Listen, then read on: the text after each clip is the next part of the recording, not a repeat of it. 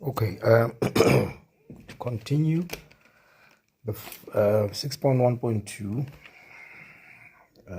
you were to find, let's go back to it, 6.1.2, determine the equation for P. Now, the general formula for the exponential function, we said it's P of x is equals to k to the power x plus q. But now, we have already established that the asymptote is at -9. And in the general formula, the q, the constant term there, is substituted as the asymptote. So p of x takes the form equals k to the power x minus 9. Remember, the asymptote is at -9, so it's p to the power, rather p of x is equals to k to the power x minus 9.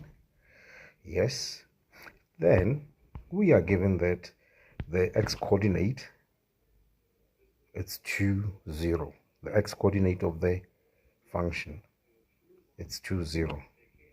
Meaning that for x, we'll substitute 2. And for the function y, which is p of x, is at 0. Substituting that, it means 0 is equals to k squared minus 9. Now, if we are to solve that, it's a simple quadratic where you have a difference of 2 squares, or you can just take 9 to the other side, add 9 both sides to have k squared is equals to 9, then take square root, giving you k is equals to plus or minus 3. But we are going to pick only 3 since we have established that k is greater than 0. Or rather, in the bulletin there, it was given that in the question, k is greater than 0. Rather, k is greater than, 0, meaning that we are going to pick the positive value of k, which is 3. So the function there becomes p of x is equals to 3 power x minus 9. That's the answer. Then 6.1.3, you were to sketch the graph. Now, the graph of the hyperbolic function, rather exponential function there, okay, with the asymptote, it's at -9, y is equal to -9. Draw with a dotted line like that. Then you're going to have a decreasing function which passes through to 0 there. Yes, so this becomes your exponential function. Yeah, you're going to have something like that. Okay. Then going to the next question, 6.2. Now 6.2, you are given that f of x is equals to k over x plus w. If you look at that general form there, it shows you that this is a hyperbolic function. It's a hyperbola. And you are also given its symmetry line of symmetry as g of x. It's drawn there. Okay. Then, another thing you should take note of is that the graph, the hyperbolic graph, is in quadrant 2 and 3. And you would know that then it means that the k value has to be negative. In the general function, rather a format there, f of x is equals to k over x plus w. K is going to be negative because the hyperbola is drawn in the second and fourth quadrant. Remember, if the hyperbola is drawn in the first and the third quadrant, then that value of k there is positive. But if it's done like in this case here, when it's in quadrant 2 and quadrant 3, rather 2 and 4, then it means k is negative. That's what you should take note of here. Now going to 6.2.1. Since we are saying this is the line of symmetry. Now, if this is the line of symmetry, the constant term there becomes W in the general form. The constant term there becomes the value W, the constant term in the hyperbolic function. So your W is going to be -1. So if g of x is your line of symmetry, then the constant number that you get there is simply substituted as W in the hyperbolic function. So that is why we are now having W as -1. That's the answer for the first question. 6.2.2. Yes.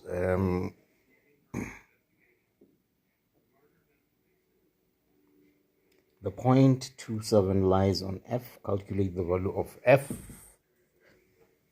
of K rather.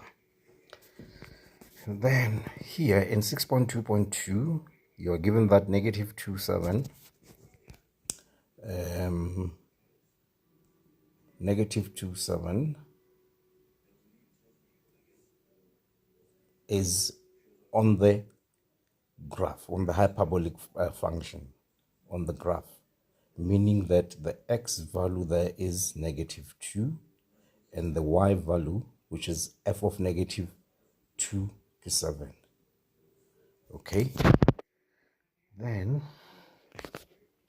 if we are to now substitute, by the way, our function there is f of x is equals to k over x minus 1. We know that w there, we just established that it's -1. Now, let's substitute the given value from the point. F of x, which is -2, then we've substituted for x, we've substituted -2 there, minus is equals to, then the function goes to 7. It goes to 7. This gives me k over -2 minus 1. Then simple algebra there tells you to add 1 both sides, giving you k over -2 is equals to 7 plus 1 there, which is 8, giving you, now then you multiply by 2 both sides to have the value of k here. You multiply by 2 there, and you multiply by 2 there, rather by -2 and -2, then this will cancel, leaving you with k is equals to -16. Yes, that's what you've been asked to find. Then giving us that the function f of x, the hyperbolic function there, is f of x is equals to -16 out over x divided by, rather, -1. Then 6.2.3, you were to solve for f of x is equals to g of x. This is our f of x. Now, yes, this is our f of x. And that's our g of x. Yes. Now, if we are to solve that, I see a -1 there and a -1 there. We just add 1 both sides. -1 plus 1 goes to 0. -1 plus 1 this side goes to 0. We've eliminated the negative ones there. So this leaves us with -16 over x is equals to -x. Then you multiply throughout by x. And what happens there is the x here cancels with that x. Okay. And that leaves you with -16 on the left hand side. Over, okay, I have to make a correction here. I did not bring down this negative x. Okay, let me properly fix this.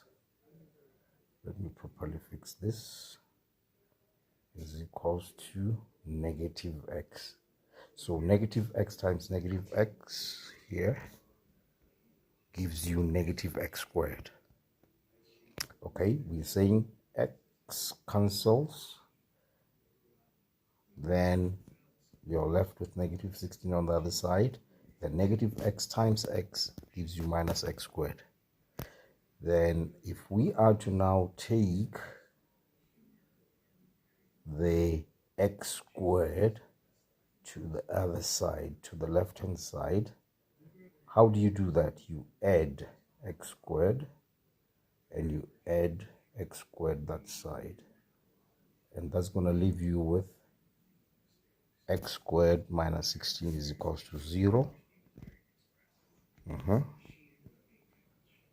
Now take note that here I have a square. 16 is a square, it's 4 squared, and I have a minus, so I have a difference of 2 squares there.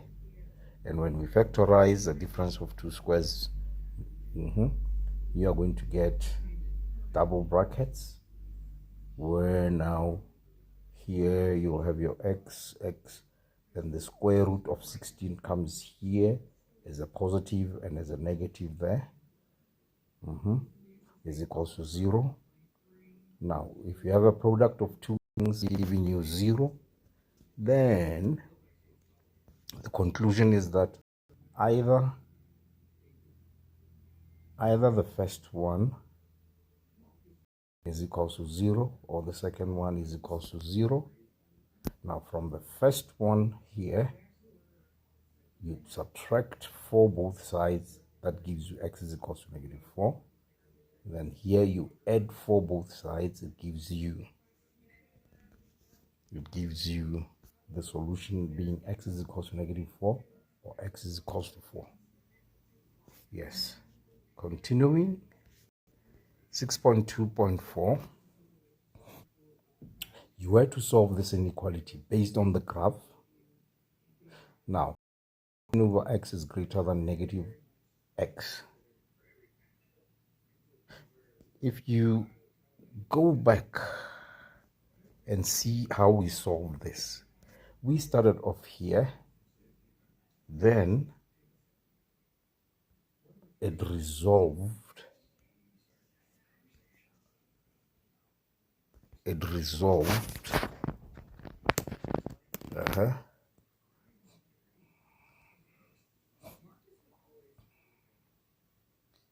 This part here, the whole of this part here,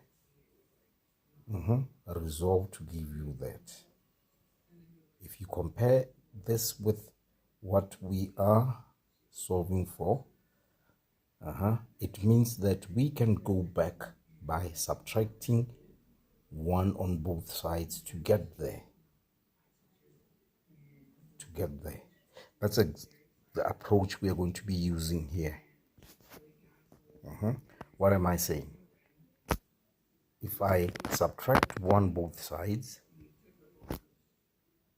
I'm not changing the balance of the equation of the inequality. But now, this gives me, when I do that, it gives me the function f of x, and this one here gives me the function g of x. So it's basically f of x is greater than g of x. We want to find the solution set where f of x is greater than g of x. And that happens in algebra. This only happens if the function f of x is on top of g of x. If this function here, this greater than, means that this function has to be at the top of this other function, g of x. In other words, f of x at the top of g of x would satisfy f of x is greater than g of x. So,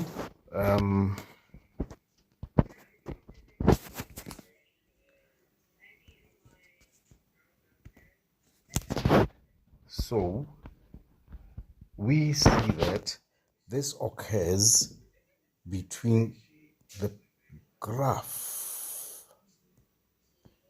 here. It occurs between -4 and 0, and when x is greater than 4. That's when this function here is at the top, and this one here is at the top. So the solution set becomes from -4 to 0, and x is greater than 4. Okay, thank you.